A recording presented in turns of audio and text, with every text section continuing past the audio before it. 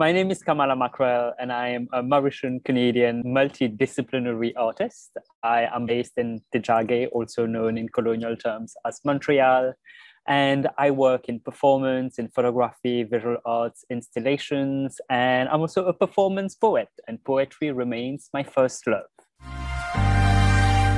Zom Fam is my debut poetry collection, which came out in 2020 with Metonymy Press. And it's actually a collection. There are only 8 poems in the book because they're long lyric poems that are each stories of the coming of age of a gender creative child born in Mauritius, my homeland. And it's about that child growing up in the 80s and the 90s in Mauritius and trying to find languages of love within the context of their family, where there's a lot of colonial silence because they come from a family where historically their family, they grew up in the sugarcane plantations basically, and there's a lot of taboos and colonial silences. So it's about that child who's trying to grasp their gender, but at the same time trying to find ways to be loved and to love. I like to think of my entire body of work as exactly this, as it being a body of work. I think more than anything, I'm a conceptual artist in the sense that I'm interested in ideas, in processes. I like to immerse myself in a creative process, but I don't ever know, I don't start off thinking, will you become a sculpture? Will you become an installation? Will you become a poem? I like to explore all my ideas and my questions in interdisciplinary ways. I think writing is always at the center of it, though, somehow, because even in terms of thinking through an idea, like I will journal about it. A lot of times writing is the first approach to any project. But one of the things that I particularly love in terms of writing and my relationship to the other forms of art is the ways in which I can bring each of those qualities into each other. So for example, bringing poetry into an exhibit, for example, and the other way around with Zom Fam specifically, because the manuscript of Zom Fam was initially written for the stage before it became a poetry book. So I didn't know in the beginning that it would be turned into a book.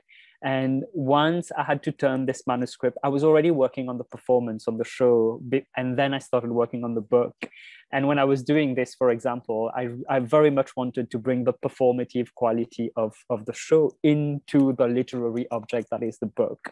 So when you look at the book, for example, I really thought about it as I want the body of the text to perform on the page in the same way that my own body was performing on the stage. So the text on the page moves across pages and has this performative quality. And I think that I very much love, just bringing those elements, even the visual quality, not just thinking of the poem as a literary piece, but thinking about it as a visual artist.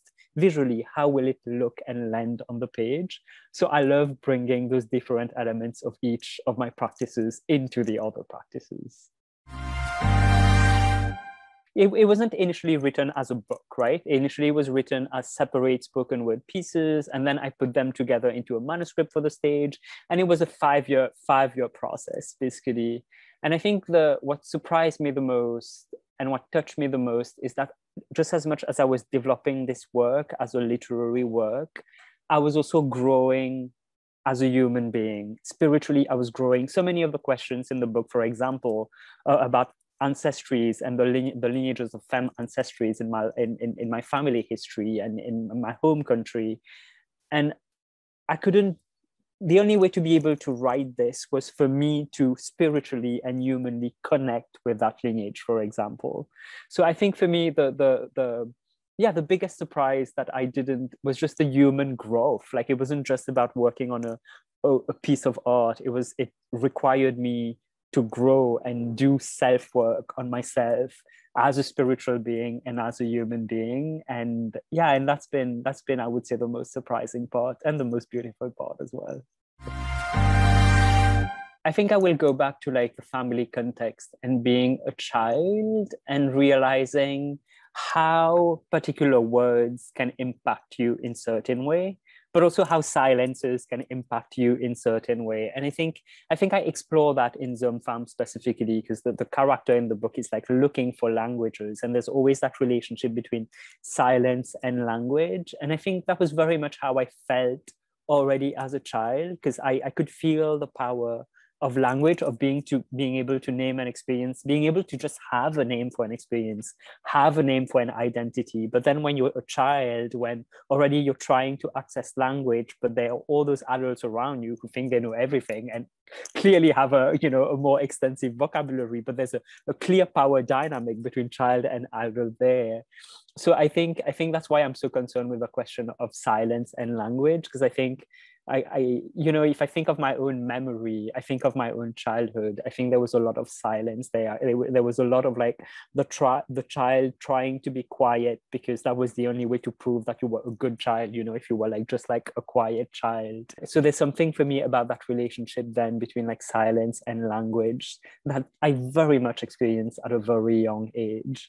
And I think in many ways now, when I think of Zom Fam specifically as a book, I think it was almost like giving that language to that child. So yeah, and of course I didn't have the words to understand what power dynamics meant or anything like that, but I think in the body I could already feel that the power inherent in both language and silence. I started reading very late. I was way in my teens when I started reading. I was a late reader. But one of the first Mauritian books that I read was Le Voile de Draupadi by Mauritian writer Ananda Devi, who now has been translated into English and all of this. A lot of her work has been translated. And the reason why that was so influential, because, like coming from a post-colonial country in particular, where we read Shakespeare and Molière and like a lot of colonial literature, and that's all I thought that existed in books, until the first time I read Ananda Devi and I realized, oh, there could be a woman writing what it means to be a Mauritian woman under patriarchy and colonialism and all of this within it felt so close to home. So that was and I was so young, and in many ways I think of Zom Fam as like having emerged from the lineage of that writing. So I say Ananda Devi, Le Voile de Draupadi, which has not been translated in English yet, I don't believe.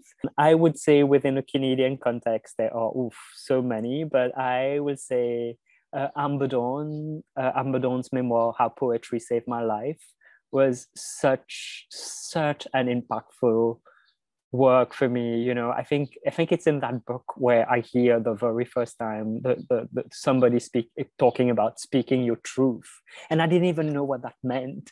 And this book kind of like, like when I carried this book in my bag everywhere I went, like for so long. Such an influential book in my thinking. I would say the writing of specifically queer and trans people of color in Canada, because I moved to Canada in 2008, and it's only about like in around like 2013 that I started getting to know contemporary Canadian literature. And when I think of the work of Kai Cheng Thom, of Vivek Shreya, when I think of the work of Casey Plett, when I think like, there's I have a feeling, for me, there's just been a lot of emerging in the past decade. There's been a lot of emerging queer and trans writers of color, that gave me a possibility, like that showed me that, oh, I could also write my own story, and that my story could be out there in the world. And I don't think I would have taken writing so seriously if I wasn't reading, if I didn't have like that thread of like work coming out mostly from indie presses. And I really want to give a shout out to like independent, like the small indie presses who've been publishing marginalized voices. But there's something about like, the past like eight years or so of my life of discovering contemporary queer trans literature, specifically queer trans, indigenous and racialized literature, that has very much impacted me and inspired me, and inspired me to keep writing, but also to dream that my story can exist out there in the world.